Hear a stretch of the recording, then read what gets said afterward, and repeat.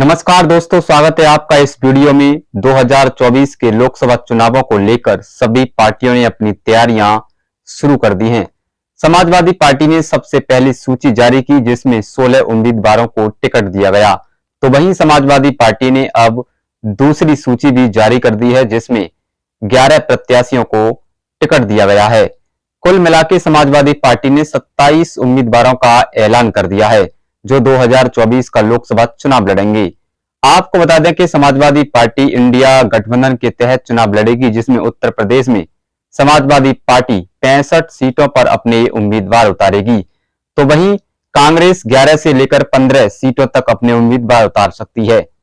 India गठबंधन का हिस्सा थे जयंत चौधरी, लेकिन अब जयंत चौधरी एनडीए के साथ चले गए हैं। वहीं अब खबर आ रही है कि समाजवादी पार्टी अपनी तीसरी लिस्ट भी बहुत जल्द जारी करने वाली है। समाजवादी पार्टी की तीसरी लिस्ट को लेकर कुछ संभावित उम्मीदवारों के नाम हमारे पास हैं, हम आपको इस वीडियो में बताने वाले हैं। उससे पहले हम बताते हैं आपको कि समाजवादी पार्टी की दूसरी लिस्ट में किसको कहां से टिकट दिया गया है। समाजवादी पार्टी की दूसरी लिस्ट की बात करें तो समाजवादी पार्टी ने मुजफ्फरनगर लोकसभा सीट से हरेंद्र मलिक को उम्मीदवार बनाया है। हरेंद्र मलिक एक मजबूत प्रत्याशी हैं तथा उनके बेटे विधायक भी हैं। तो वहीं समाजवादी पार्टी ने आमला लोकसभा से नीरज मौर्य को चुनावी मैदान में उतारा है। 2 बार में पूर्व विधायक रह चुके हैं। तो वहीं यहां पर हमने आपको पहले ही बताया था कि स्वामी प्रसाद मौर्य अपने परिवार के लिए टिकट मांग रहे हैं, लेकिन हमने ये भी कहा था कि यहाँ पे कोई मौर्य समाज का ही व्यक्ति प्रत्याशी बनेगा। तो वहीं शाहजहांपुर से राजेश कश्यप को चुनावी मैदान में उतारा है, पूर्व मंत्री भी रह चुके हैं। तो वहीं हरदोई लोकसभा से उषा वर्मा को चुनावी मैदान में उतारा है, 3 बार सांसद भी रह चुकी हैं, पूर्व मंत्री भी रह चुकी हैं। ये वही उषा वर्मा है जिनके एक वोट की बदौलत अटल बिहारी वाजपेयी की सरकार गिर गई थी। जी हाँ, मुलायम सिंह ने अटल बिहारी वाजपेयी की सरकार को गिरा दिया था, तब उषा वर्मा ने मुलायम सिंह के पक्ष में वोट किया था।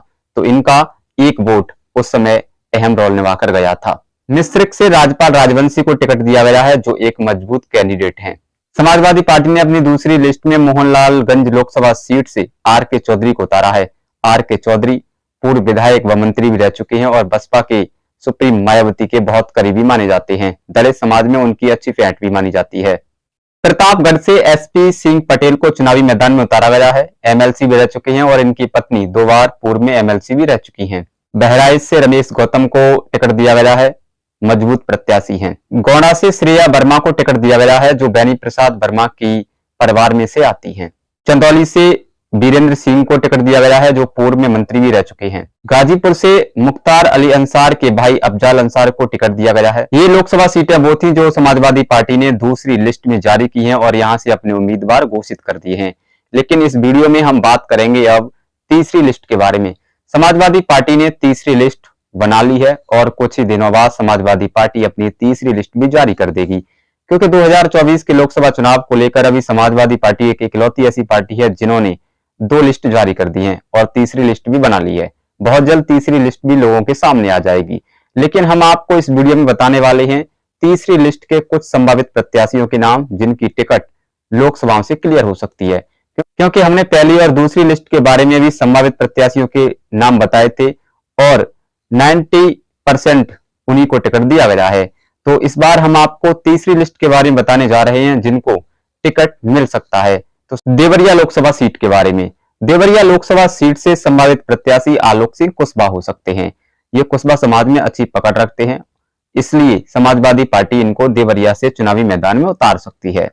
तो वहीं समाजवादी पार्टी हमीरपुर लोकसभा से अजेंद्र सिंह लोधी को अपना प्रत्याशी बना सकती है, लेकिन यहाँ पर राज बहादुर पाल भी इस सीट पर टिकट मांग रहे हैं। अब देखने वाली बात होगी कि समाजवादी पार्टी इन दोनों में से किसे अपना उम्मीदवार घोषित करती है।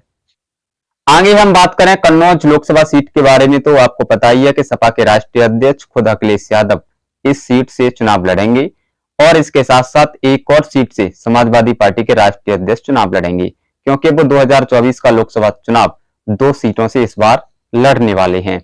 तो कन्नौज से उनका कन्फर्म है कि कन्नौज से समाजवादी पार्टी के राष्ट्रीय अध्यक्ष अखिलेश यादव चुनाव मैदान में आ सकते हैं।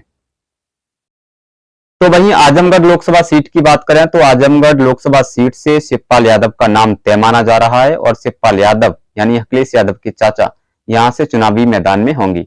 अगर आजमगढ़ से शिवपाल यादव चुनाव नहीं लड़ते हैं तो कहीं ना कहीं समाजवादी पार्टी के परिवार का कोई व्यक्ति आजमगढ़ लोकसभा पर चुनाव लड़ सकता है। बलिया लोकसभा से समाजवादी पार्टी सनातन पांडे को चुनावी मैदान में उतार सकती है, क्योंकि ब्राह्मण चेहरा है और ब्राह्मण चेहरा को वोट देकर भी ब्राह्मण समाज का वोट लेना समाजवादी पार्टी चाहती है। लेकिन इसमें पेच फंसा हुआ है, क्योंकि कांग्रेस बलिया को मांग रही है, यानी कि कांग्रेस बलिया सीट को मांग रही है और वो अजय राय को यहां से चुनाव लड़ाना चाहती है। तो इस पर अभी संशय बना हुआ है कि समाजवादी पार्टी के पक्ष में जाएगी या फिर कांग्रेस के पक्ष में जाएगी। लेकिन अगर बलिया समाजवादी पार्टी के पक्ष में गई तो यहां से सनातन पांडे का टिकट कंफर्म है, और कांग्रेस के पाले में गई तो यहां से अजय राय का टिकट कंफर्म माना जा रहा है।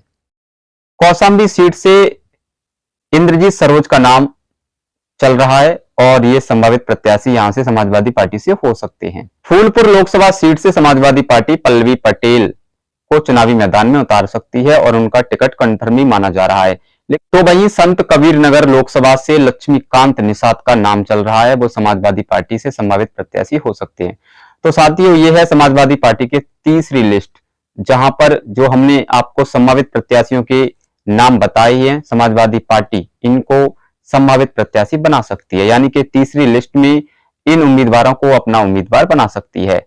क्योंकि समाजवादी पार्टी एक ऐसी पार्टी है उत्तर प्रदेश में जिसने सबसे पहले अपने उम्मीदवारों की घोषणा की है। अभी तक भाजपा ने अपने पत्ते नहीं खोले हैं, बसपा ने अपना कैंडिडेट कोई भी घोषित नहीं किया है, कांग्रेस ने भी अपनी सूची जारी नहीं की है, लेकिन समाजवादी पार्टी ने 2 सीट जारी कर दी है और तीसरी सूची भी बहुत जल्द उनकी आने वाली है। साथियों, आपकी इस वीडियो पर क्या राय है? आप अपनी राय कमेंट बॉक्स में बस बताएं। अगर आप हमें सपोर्ट करना चाहते हैं तो आप हमारे चैनल को सब्सक्राइब कर सकते हैं। मिलते हैं फिर एक और नई वीडियो के साथ, जब तक के लिए धन्यवाद।